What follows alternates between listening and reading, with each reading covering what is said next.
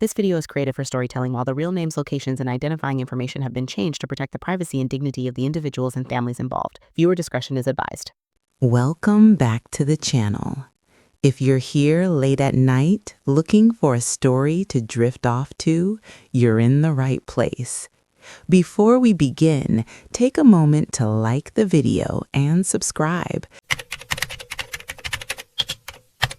The basement had been sealed for years, the kind of place people forgot existed until something forced them to remember. It sat beneath an aging office complex in the outskirts of Hangzhou, a cold concrete shell buried under layers of renovation, ownership changes, and neglect. When the new management finally decided to convert it into a parking facility, no one expected the past to be waiting down there. On the morning of June 12, 2007, a maintenance supervisor named Chen Wei was sent to inspect the underground level before construction began. He carried a flashlight, a crowbar, and the quiet confidence of someone who had spent years dealing with decaying infrastructure. But the moment he stepped into the basement, something felt off. The air was stale, unnaturally still, as if it hadn't moved in years. His footsteps echoed too loudly. The deeper he went, the colder it became. Not just physically, but something else, a creeping discomfort that made him glance over his shoulder more than once. At one point, he stopped completely. He couldn't explain why, but it felt like he wasn't alone. Then he saw it. At the far end of the corridor, mounted high along the wall, was a large ventilation unit. Something dark was caught inside it. At first, Chen thought it was debris, maybe old insulation or trash pushed in by airflow years ago. But the shape was wrong, too defined, too human. He moved closer, each step heavier than the last. When his flashlight beam landed fully on the object, his entire body froze. It was a body, or what was left of one. The figure was twisted awkwardly inside the vent shaft, its skin pulled tight against bone, shriveled and dry like parchment. The face was sunken, hollowed into something almost unrecognizable. The clothes hung loosely, torn and faded, but one detail stood out clearly, a pale undergarment still clinging to the torso. It was a woman. Chen dropped the flashlight. For a moment he couldn't breathe. His hands trembled violently as he stumbled backward, collapsing against the cold concrete floor. The silence of the basement pressed in around him, suffocating. When he finally managed to move, he fumbled for his phone and called the police, his voice barely steady enough to form words. Within 30 minutes, officers had sealed off the area. The body was carefully extracted from the ventilation shaft later that afternoon. Even the seasoned investigators at the scene were visibly shaken. The corpse was completely desiccated, preserved in a way that made it resemble something out of a nightmare rather than reality. Initial observations revealed disturbing details. There was a long, narrow wound across the chest, surrounded by darkened, dried blood. The skull showed signs of severe blunt force trauma. The clothing, though degraded, appeared to be of high quality. And beside the body, wedged into the corner of the shaft, investigators found a small handbag. Inside it were cosmetics, a compact mirror, a lipstick, and a newspaper dated October 3, 2000. That date changed everything. Forensic analysis later confirmed that the victim had likely died around that time, nearly 7 years before her body was discovered. The environment inside the ventilation shaft, constant airflow and isolation, had effectively preserved her remains. She hadn't just been hidden, she had been forgotten. The case quickly made headlines across the city. A young woman murdered and concealed inside a building for years without anyone noticing. It raised a chilling question. How could something like this happen in a place people worked in every day? But the real shock came when investigators finally identified the victim. Her name was Lin Xiaoyu. She was 20 years old when she disappeared, and she came from one of the wealthiest families in Hangzhou.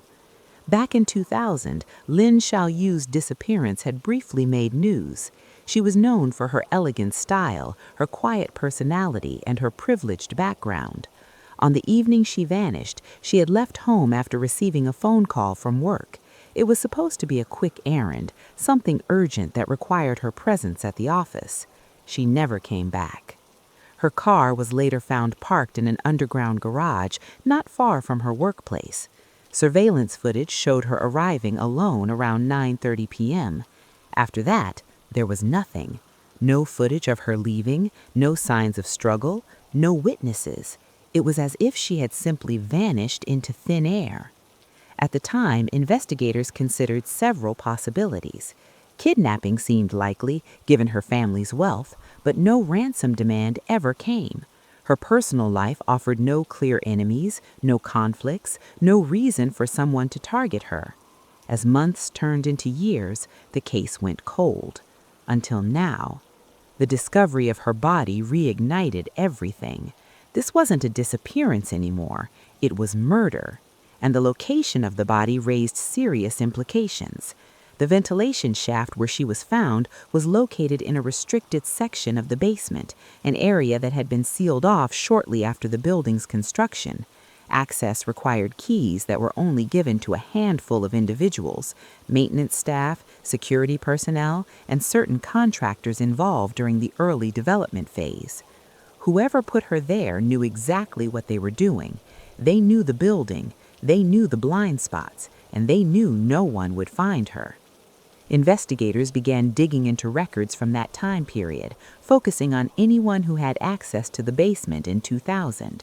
Among the names that surfaced were several construction workers who had temporarily lived on site during the building's final stages. Most of them had long since moved on, but one detail stood out.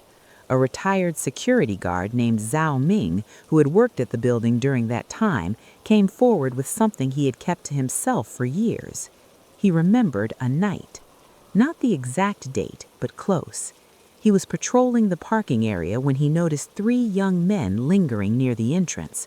They weren't supposed to be there at that hour. They were smoking, laughing too loudly, acting restless. When Zhao questioned them, they brushed it off, claiming they were just passing time before heading out. But something about their behavior had bothered him.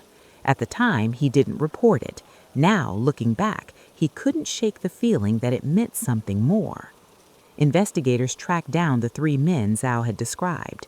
They had all been part of a construction crew working under a subcontractor during the building's early days. Their names were Lloyd Zhan, Qin Guachang, and He Bin. When brought in for questioning, all 3 initially denied any involvement, but the pressure mounted quickly. There were too many coincidences, too many gaps in their stories. And then, after hours of interrogation, one of them broke. Lloyd Zhan lowered his head and began to speak. What he said would turn the case into something far darker than anyone had imagined. But as his confession unfolded, investigators realized something unsettling. The truth wasn't as straightforward as it seemed. When Luo Jian finally spoke, the room fell silent. For hours, he had sat across from investigators, deflecting questions, repeating the same rehearsed denials. But something shifted. Maybe it was exhaustion. Maybe it was pressure. Or maybe it was something else entirely. Whatever the reason, when he lifted his head again, his voice was quieter, unsteady. He said they didn't plan it. That night, he explained, he and the other 2, Chen Guochang and He Bin, had been drinking. The construction site was quiet, most workers already asleep. They were bored, restless, and looking for trouble. When they wandered toward the underground parking area, they weren't expecting to see anyone. But then they saw her. Lin Xiaoyu had just stepped out of her car. Even in the dim lighting, she stood out, well-dressed, composed, completely out of place in that empty concrete space. Lua admitted that they started making crude comments almost immediately, laughing, testing boundaries. She reacted exactly as they didn't expect. She didn't ignore them. She snapped back, angry, sharp, unafraid. And that, Lewis said, was when everything spiraled. According to his confession, they followed her as she walked toward the stairwell. What started as harassment quickly turned into something more aggressive. He claimed they'd grabbed her, tried to silence her when she shouted, and dragged her deeper into the building, down into the second basement, into the darkness. There, Lewis said, things escalated beyond control. The situation turned violent, chaotic. He described a struggle, resistance, panic. He claimed that during the confrontation, Lin Xiaoyu was struck hard enough to collapse. After that, his account became fragmented. He spoke of fear, of realizing they had gone too far, of arguing among themselves about what to do next, and then a decision. They couldn't let her survive. According to Lua, they killed her shortly after. He described them moving her body, searching for a place where no one would find it. Eventually, they forced open part of the ventilation system and hid her inside, believing it was remote enough to remain undiscovered. Then they cleaned what they could and left. And for 7 years, no one knew. When Lua finished, the room remained silent for several seconds. On the surface, it sounded like a complete confession, but the investigators weren't convinced, because the details didn't line up. Not with the evidence, not with the autopsy, not even with basic logic. When Chen Guocheng and He Bin were questioned separately, they eventually confessed too, but their versions of events were different. Not slightly different, fundamentally different. Chen claimed that Lin Xiaoyu had been stabbed multiple times during the attack. He described using a knife, insisting that he remembered the blood, the panic, the chaos. But the forensic report found no stab wounds, no sharp force injuries at all, only blunt force trauma. He Bin's statement was even more inconsistent. He claimed he had only struck her once directly in the chest and that she died instantly.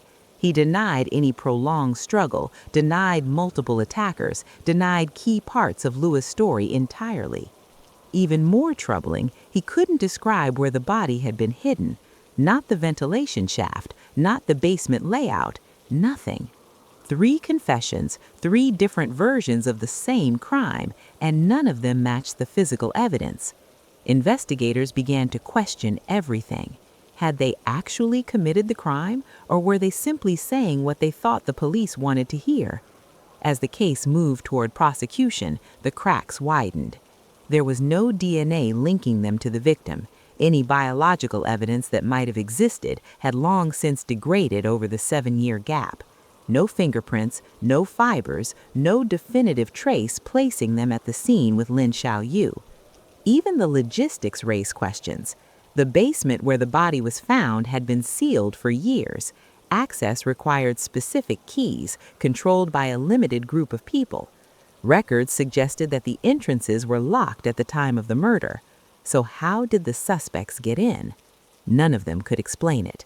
Not clearly, not consistently. Then came another complication. During pre-trial evaluations, both Chen Guocheng and He Bin were assessed for mental competency. The results were concerning.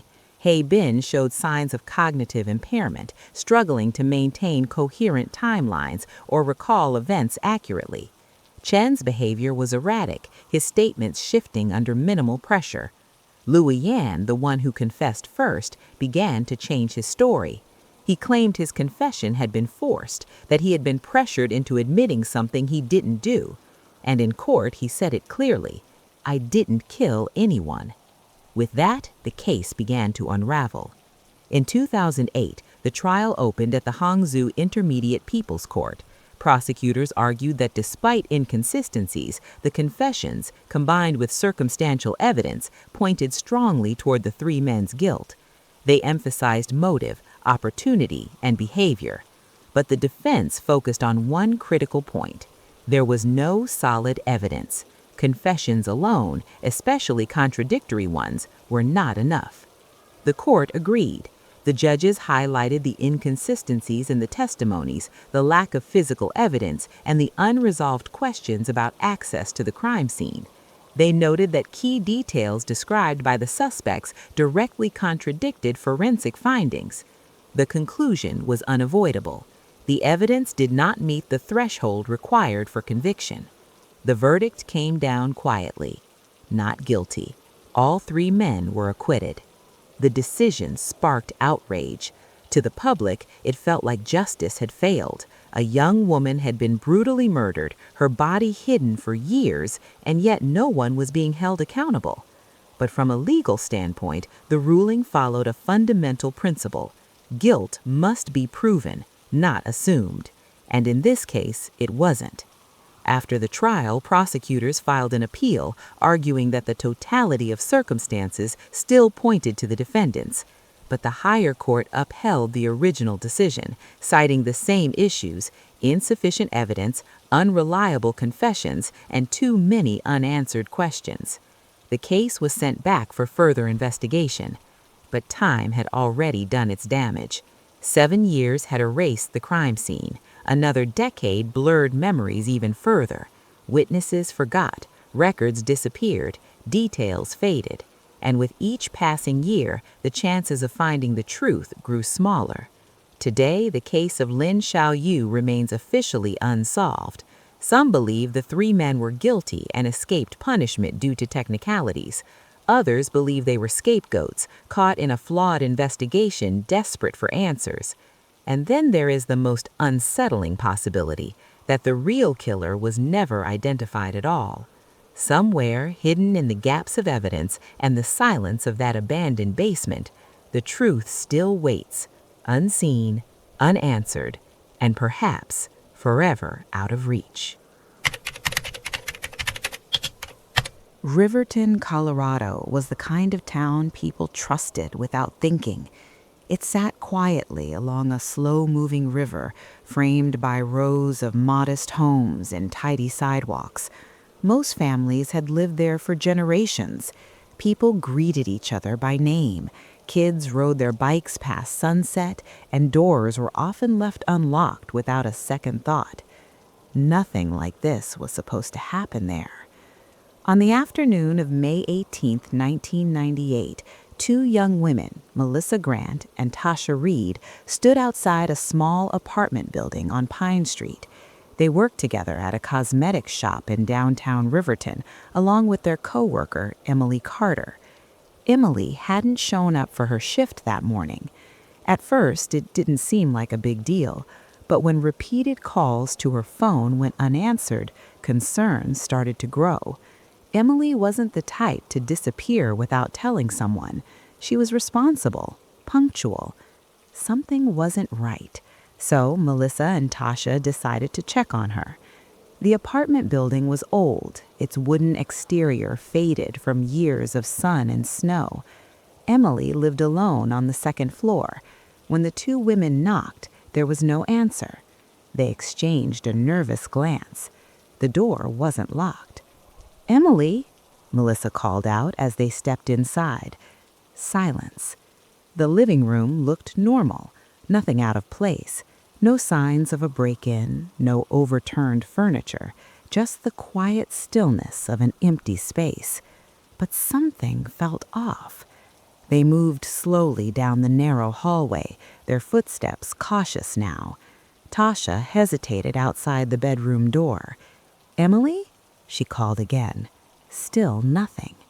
She pushed the door open, and then they saw her.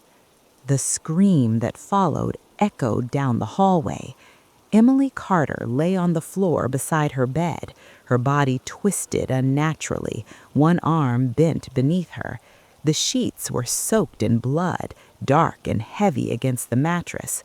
Her face was turned toward the wall, her blonde hair partially covering it. For a moment, neither of them could move. Then instinct took over. They ran. Within minutes, Riverton police arrived at the scene. The bedroom was sealed off. The small apartment suddenly transformed into a crime scene. Officers moved carefully, documenting every detail. What they found painted a picture far darker than anyone had expected. Emily had been brutally attacked. There was a deep wound across her throat. 14 additional injuries marked her body, evidence of a violent struggle. Despite the chaos, there were no signs of forced entry. Whoever had done this had either been let in or entered without resistance. The timeline was narrow. Investigators estimated the attack had occurred sometime between midnight and late morning that same day. Then came a critical discovery. Forensic technicians collected biological evidence from the scene. Among it was a clear DNA sample left by the attacker, confirming what investigators had already suspected. Emily had been assaulted before she was killed. The news spread quickly through Riverton. Shock turned into fear. In a town where nothing like this had ever happened, the murder of an 18-year-old girl shattered the sense of safety people had taken for granted. Emily's mother, Diane Carter, received the news that afternoon. She collapsed. Neighbors later said they could hear her cries from outside the house. Emily had been her youngest child, the only daughter. Strong-willed, independent, and recently determined to start her own life. Just weeks earlier, she had moved into that apartment after a disagreement with her mother about freedom and boundaries. It was supposed to be a new beginning. Now it was the end. "I keep thinking about her being alone," Diane said later, her voice breaking, "about how scared she must have been." The last time she saw her daughter, Emily had kissed her goodbye before driving off, a simple moment that now felt unbearable in its finality. As the investigation began, Riverton police faced a challenge they weren't prepared for. They had a brutal crime, they had DNA, but they had no suspect. Detectives started with what they knew. Emily had recently ended a relationship, she had a small social circle, no known enemies. Nothing in her life pointed clearly to someone who would want to harm her. So they widened the scope. Attention turned to a group of local young men known around town as the River Crew. They spent most of their time near the banks, drinking, skipping work, and drifting through life without direction. Some of them had minor records, nothing serious, but enough to draw attention. Dozens were brought in. DNA samples were collected. Every single one came back negative. Months passed, no progress. Frustration grew. For Diane, it became unbearable. She couldn't accept that her daughter's killer was still out there while the investigation seemed to stall. So she took matters into her own hands. She printed flyers, thousands of them, each one offering a reward for any information about Emily's murder.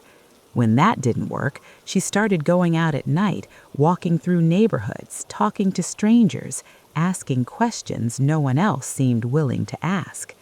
She showed up at the police station constantly, demanding updates, demanding answers.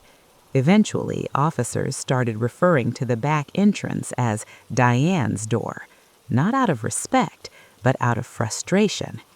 "She just wouldn't stop," one officer reportedly said. To them, she was a grieving mother who couldn't let go. To Diane, they were failing her daughter. Then, 7 months after the murder, the case took a sudden turn. In another state, a young man named Daniel Harper was arrested after threatening a woman with a knife. The details of the attack caught investigators' attention. There were similarities to Emily's case. More importantly, Daniel had once lived in Riverton, and he knew Emily. He quickly became the prime suspect. But Daniel denied everything. Still, detectives pressed forward. During the investigation, they turned their attention to one of Daniel's acquaintances, Jason Miller. Jason was 20 years old, quiet, unemployed, known to spend time with the River Crew. At first, he insisted he knew nothing about Emily's murder. But the interrogations didn't stop. They brought him in again and again. Over the course of 3 weeks, Jason was questioned 9 times. He was subjected to multiple polygraph tests. Each time, he denied involvement. Until one day, he didn't. Jason broke. He told investigators he had been there the night Emily died. that he wasn't alone, that Daniel Harper had been involved too. The confession changed everything, except for one problem. The DNA didn't match either of them. Jason Miller's confession should have been the breakthrough. Instead, it became the beginning of something far more complicated. When he first admitted to being present the night Emily Carter died, investigators leaned in. They had spent months chasing nothing. Now, finally, they had a narrative. Jason claimed that he and Daniel Harper had gone to Emily's apartment that night. He described an argument, saying things escalated quickly. According to him, Daniel became violent first and Jason followed. It sounded convincing until the details started falling apart. For one, Jason couldn't describe the layout of Emily's apartment correctly. He got basic things wrong: the position of the bedroom, the direction of the hallway, even where the front door was located. Detectives brushed it off at first, assuming nerves or confusion. But then came the bigger issue: DNA. The biological evidence recovered from the crime scene did not match Jason. It didn't match Daniel either. That should have ended it, but it didn't. Instead, investigators adjusted their theory.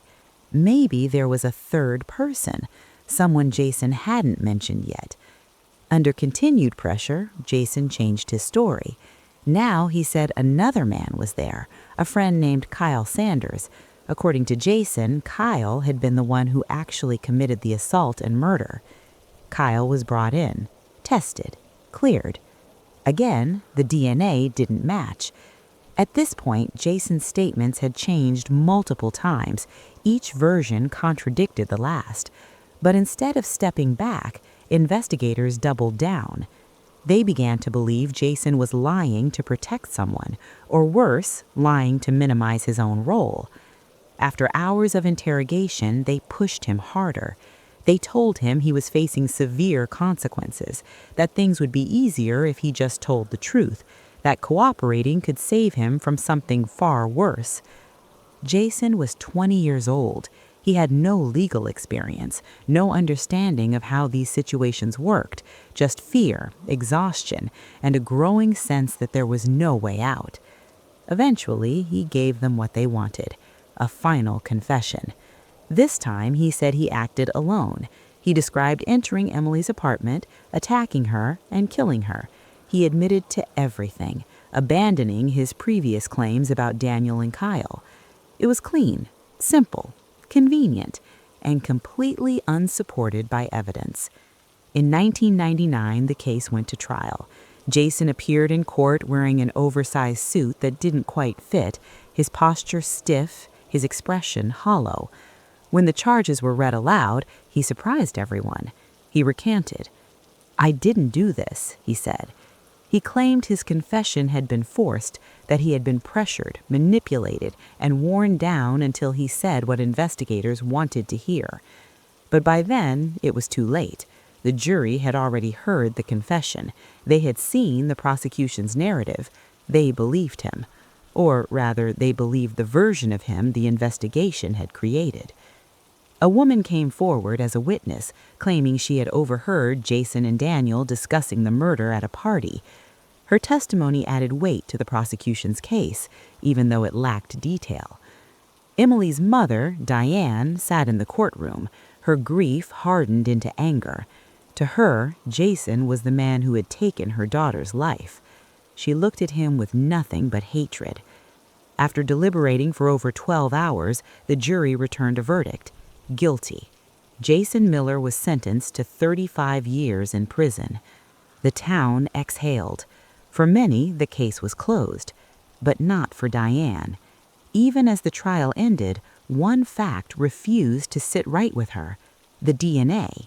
It didn't match Jason, and if it didn't match him, then someone else had been there. Someone else had done this. While the world moved on, Diane didn't. She kept pushing. Years passed, then more.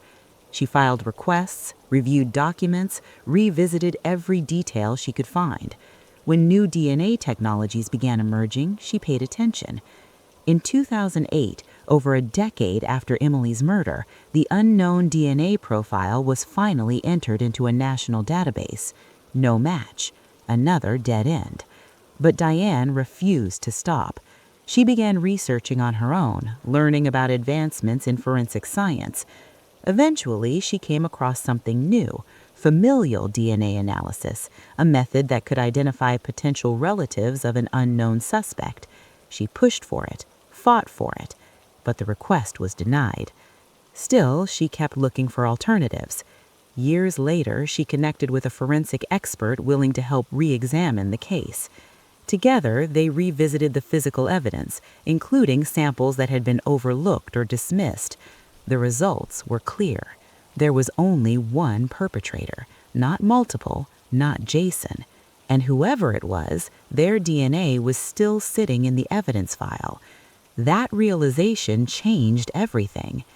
Diane did something no one expected. She reached out to Jason.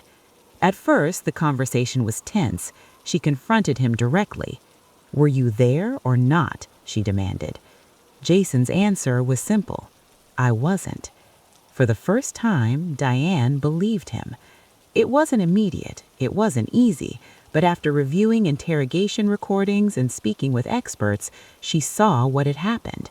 Jason hadn't confessed because he was guilty. He had confessed because he was broken. The interrogation tapes revealed hours of pressure, leading questions, suggestions fed to him slowly, shaping his answers. Each time he hesitated, they guided him. Each time he contradicted himself, they corrected him. Over time, his story became less his own and more theirs. Experts later described it as a textbook case of a false confession. By 2015, Diane had become Jason's strongest advocate. The same woman who once wanted him punished now fought to prove his innocence. It wasn't easy. The police stood by the original investigation. Some officials dismissed her claims entirely. Others refused to revisit the case. But Diane kept going. And then everything changed. A new police chief reopened the case, allowing modern forensic techniques to be used on the DNA evidence. This time, investigators turned to genetic genealogy. They uploaded the unknown DNA profile into public databases, searching for distant relatives. Slowly, a family tree began to form. Piece by piece, the puzzle narrowed, until one name remained: Ethan Cole. At the time of the murder, he had lived just across the street from Emily. No one had ever seriously considered him. In 2019, investigators discreetly collected a sample of his DNA from a discarded item. It was a match. Ethan Cole was arrested shortly after. During questioning, he confessed. He said he was under the influence that night, that he saw Emily, followed her, and forced his way inside. When she fought back, he panicked. And then he killed her. He acted alone. He didn't know Jason, didn't know Daniel, had nothing to do with any of them. Everything the investigation had built for years collapsed in an instant. Jason Miller was exonerated later that year. After nearly 20 years in prison, he walked free. This time without the weight of a false conviction. Outside the courthouse, Diane stood beside him. The two embraced. It was a moment no one could have imagined years earlier. "I was wrong," she said publicly, "and I'm going to spend the rest of my life making that right." Jason didn't respond with anger, only quiet relief. In the years that followed, he worked to rebuild his life. He also became an advocate for others who had been wrongfully convicted, pushing for reforms in interrogation practices and evidence handling. He eventually received financial compensation for the years he lost, but no amount could return what had been taken. As for Ethan Cole, he was sentenced to life in prison. The truth had finally surfaced, but it had taken over 20 years. And for many, the real question wasn't just how the crime happened, it was how the system got it so wrong. In a town where doors were never locked, trust was once its greatest strength. Now it was something people questioned. Because sometimes the most dangerous mistakes aren't made by criminals. They're made by the people trying to catch them.